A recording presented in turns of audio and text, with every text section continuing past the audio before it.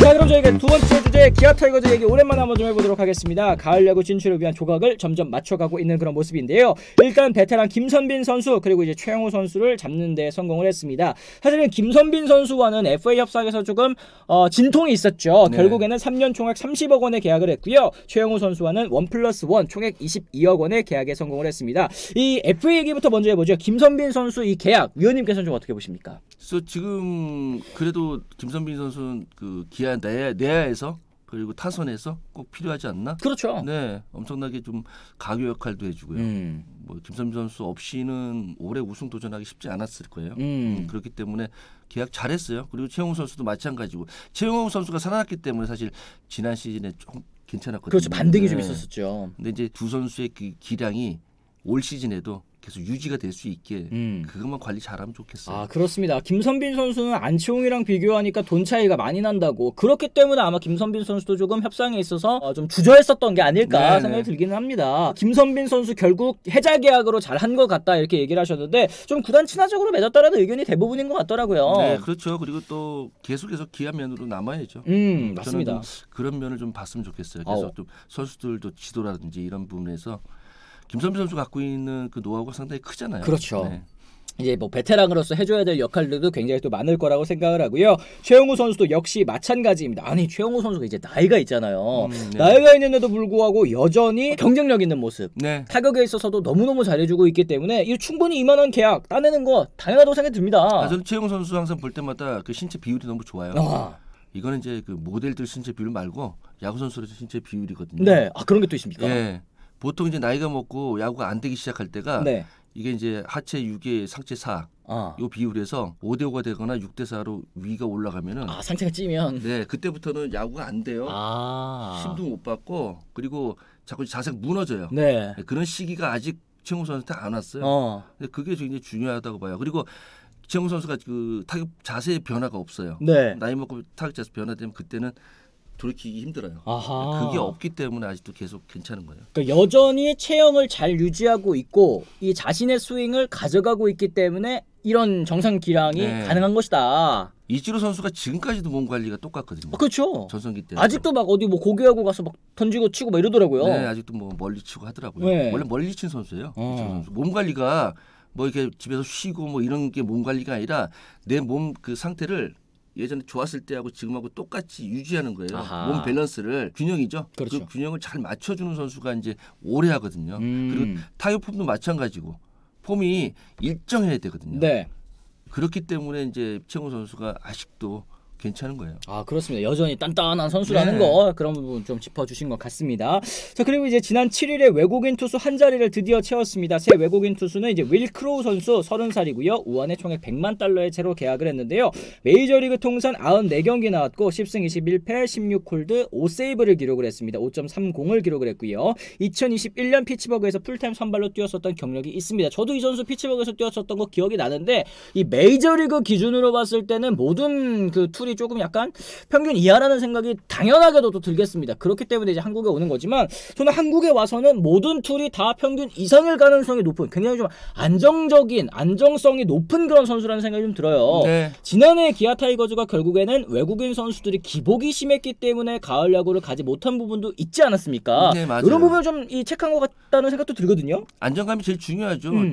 지난 시즌에 기아가 가장 실패했던 부분은 개막전에 베스트 라인이 못 나왔다는 거예요. 맞아요. 팀은 우승을 염두에 두고 있는 멤버를 갖고 있는 팀은 초반 30경기가 굉장히 중요하거든요. 네. 여기에서 치고 나가야지만 옛날 SK처럼 치고 나가야지만 선수들하고 팀에게 동기부여가 생겨요. 그래서 쭉 이어갈 수가 있는 건데 시작할 때 베스트 라인이 안 되면은 요즘 뭐 예전에 이제 두산이 이제 한참 그 백업과 주전의 그 차이가 많이 없고 그리고 네. 선수층이 굉장히 두터워서 누가 나가도 괜찮던 그런 선수층은 아니에요. 그렇죠. 예, 그렇기 때문에 베스트란이 무조건 있어야 되는 팀이기 때문에 지난해 실패했던 그 개막전의 100% 전력 이걸 맞춰야 돼요. 그게 가장 큰 그 포인트라고 할 수 있어요. 그렇습니다. 기아는 무조건 선발 투수 문제 있었죠. 외국인 투수 때문에 특히 작년 선발 평균 자책점이 9등이었다. 사실 토종 선수들 생각해보면 뭐 양현종 선수도 있었고 뭐 이효리 선수도 있었고 윤영철 선수도 정말 잘해줬는데 결국에는 핵심 에이스 역할을 해줘야 될 외국인 원투펀치가 모두 이제 좀 아쉬웠기 때문에 뭐 메디나 선수도 였나요? 메디나 선수도 그랬고 또 이제 앤더슨 선수도 그랬고 좀 아쉬운 모습이었기 때문에 좀 추진력을 받지 못했다라는 생각이 좀 들어요. 외국인 선수는 물론 뛰어나게 잘하는 것도 중요하지만 상수가 되어줘야 될 필요도 좀 있지 않겠습니까? 그럼요. 일단은 그 원투펀치가 안정감이 있어야지 3, 4, 5번들이 힘을 받거든요. 그리고 원투펀치 그리고 양현종 선수까지 있으면 거기에서는 경기 운영이 되는 선수들 있잖아요. 그렇습니다. 연패 끊을 수 있고 연승 이어가줄 수 있고 근데 그런 부분이 약해지면은 사실 강팀이라고 볼 수가 없잖아요. 맞습니다. 네. 이 선발 계약 빠그러진 게 메디컬 문제가 아니라는 얘기가 있던데 물부통 도기자님 썰 좀 풀어주십시오. 맥콜러버님 얘기하시죠. 이거 사생활적인 이 측면이라는 얘기가 좀 있더라고요. 저도 뭐 당연하게 뭐 정확하게는 잘 모르는데 사생활적인 문제 아니면 뭐 이제 개인적인 뭐 그 뭐라고 해야 될까? 이거 좀 이 메디컬적인 쪽이 아니라 뭐 약물 쪽이라는 얘기도 있고 뭐 이렇기 때문에 뭐 정확하진 않습니다. 그렇기 때문에 이게 계약이 빠그러지긴 했는데 그래서 지금 기아 타이거즈가 어느 쪽으로 선회를 했는지 좀 안내해드리도록 하겠습니다. 해외인 메이저리그에서 방출된 우완 투수 중에 찾는다. 일선발급 원투펀치 가능할까? 다롱현 형님께서도 이제 기사 헤드를 이렇게 보내주셨는데 지금 사실 이제 기아의 선발진에 좌완 투수가 많은 상황이기 때문에 외국인 선수는 일단 우완 투수로 좀 구하는 걸 생각을 해보고 있는 것 같습니다. 좀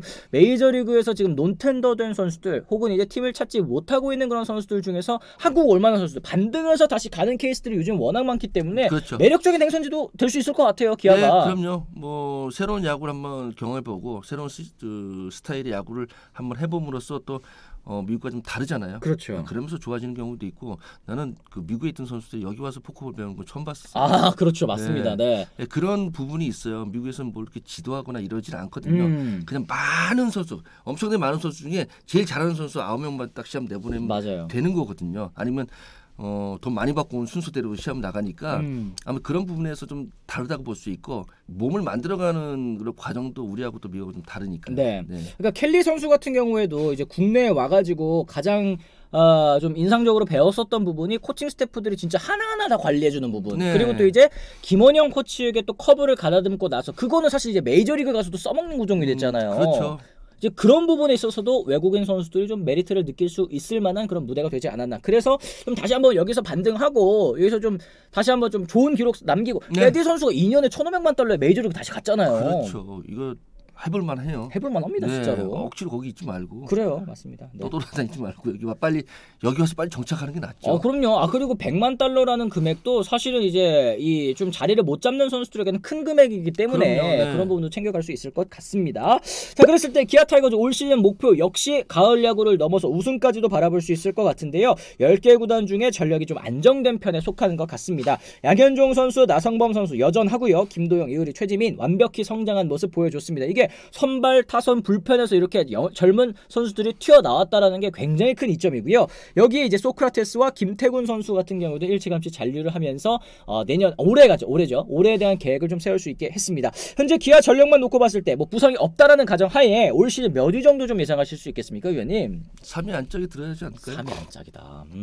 가을 야구는 간다. 네네. 가을 야구는 갈 전력이다. 이 정도로 충분히 이제 가을 야구를 가야 된다라는 걸 또 얘기를 해주시는 것 같은데 그러면 사실 지난해 같은 경우에도 가을 야구 가야 된다라는 얘기가 있었는데 이 결국에는 또 지금 어려움을 겪지 않았습니까? 지난해 뭐 베스트 라인으로 시작도 못했고요. 부상이 좀 많았고. 중간 중간에도 마찬가지고 외국인 선수의 활약이 없었고 그렇게 본다면은 그 한 번에 반전이 있었을 때는 굉장히 그 희망적인 모습을 올해 만약에 시작이 베스트 라인이 된다면 희망적이지 않을까 이런 모습을 보여줬잖아요. 그렇죠. 네, 근데 이제 가끔 보면은 선수들 베스트 라인을 개막전에 띄운다고 정말 연습이 좀 적어지는 경우가 있어요. 그거는 좀 방지해야 되고 부상을 안 당하기 위해서 훈련 강도를 낮추면 그것도 사실 문제다. 안 돼요. 네, 뭐 선수들이 알아서 하겠지만.